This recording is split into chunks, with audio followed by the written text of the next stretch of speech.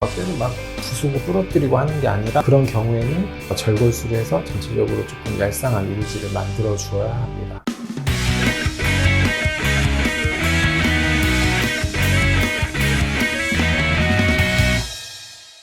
안녕하세요. 우아인 성형TV 박철우 원장입니다. 오늘은 코 수술에 있어서 절골술이라고 많이 들어보셨을 건데요. 그 절골술에 대해서 설명을 드리겠습니다. 절골술의 사전적 의미를 보면 뼈의 일부나 전부를 절제하는 외과적 수술을 의미를 하는데요. 그래서 환자분들이 상담을 할 때 절골술 얘기를 하면 많이 무서워하시는 분들이 있는데, 절골술이라고 해서 막 뼈를 막 부수고 부러뜨리고 하는 게 아니라 제가 원하는 위치에 금을 내고 그거를 그 뼈를 원하는 정도, 원하는 만큼 원하는 위치로 이동시켜 주는 게 이제 절골술이라고 보시면 되겠습니다. 절골술의 방법이 이제 크게 두 가지가 있는데, 이 코 뼈의 바깥쪽 부분에 절골을 해주는 외측 절골술이 있고, 이 안쪽 부분에 절골을 해주는 내측 절골술이 있겠습니다. 절골술을 하면 외측 절골술은 거의 시행을 한다고 보시면 되겠고요. 환자분의 상태에 따라서 내측 절골술을 같이 하는 경우도 있고, 이 뼈가 아주 큰 경우에는 가운데 더블로 한 번 더 절골을 해주는 그런 경우도 있습니다. 이런 절골술이 필요한 경우는 코 뼈가 많이 휘어 있다거나 비대칭이 심해서 가운데로 반드시 잡아줄 때에 필요하게 되겠고요.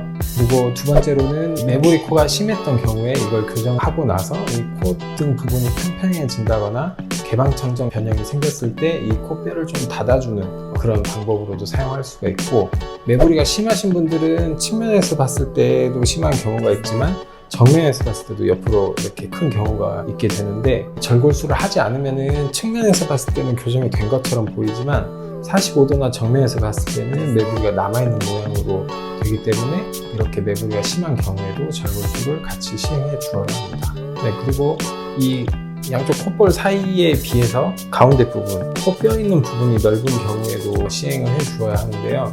이 코 수술을 하게 돼서 이제 코끝이 높아지게 되면 이제 코볼이 넓은 부분은 약간 줄어드는 효과가 있는데, 그렇게만 하면은 아래쪽은 좁아지는데 위쪽은 그대로 남아있게 돼서 약간 코 모양이 얄쌍하지 않고 퍼져 보이는 그런 모양으로 남게 돼서, 그런 경우에는 절골술을 해서 전체적으로 조금 얄쌍한 이미지를 만들어 주어야 합니다. 그리고 이제 이 콧등에 뭔가 보형물이 들어가면 일단 측면이나 45도에서 봤을 때는 무조건 높아지게 되는데, 이렇게 코뼈 자체가 넓은 경우에는 이 절골술을 하지 않고 높이게 되면 그렇게 정면에서 봤을 때는 이 높아 보이는 효과가 별로 없어서, 그런 경우에도 이 코뼈 폭을 좀 줄여 주어야지 정면에서 봤을 때도 코 등이 조금 높아 보이는 그런 효과를 같이 볼 수가 있게 되겠습니다. 그리고 한 가지 더 있는데, 무보형물 코 성형 수술을 할 때 보형물이 없어서 콧등이 이제 높아질 게 없지만 이 절골술을 통해서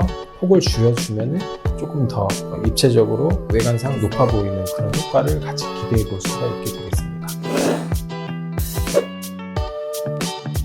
그리고 이런 절골술을 하면 안 되는 경우가 있는데요. 수술 전에 코막힘이 심했던 경우, 이제 CT로 확인해 봐서 이분이 이제 코막힘의 원인이 비중격 망곡이나 하디갑기에 비대가 있어서 그런 경우라면은 수술로서 어느 정도 교정이 되지만, 이 코 안쪽 길이 좁아진 비밸브 협착이라고 하는데, 그게 있는 경우에는 절골술을 하게 되면 아무래도 이제 코 안으로 들어가는 이제 공기의 길이 자체가 좁아지기 때문에, 그런 경우에는 절골술을 하게 되면 오히려 코 막힘이 더 악화되는 그런 경우가 있고, 이런 경우에는 오히려 이 비밸브 재건술을 해줘야 이제 기능적으로 많이 개선될 수가 있고, 이럴 때 이제 절골술을 해서 더 좁게 만들면은 기능적으로 문제가 생길 수가 있습니다. 그리고 한 가지 더, 정면에서 봤을 때 얼굴의 이 가로 폭이 너무 큰 경우에 절골술을 이제 과하게 해서 코만 너무 얄쌍하게 하면은 비율적으로 밸런스가 맞지 않기 때문에 그런 경우에도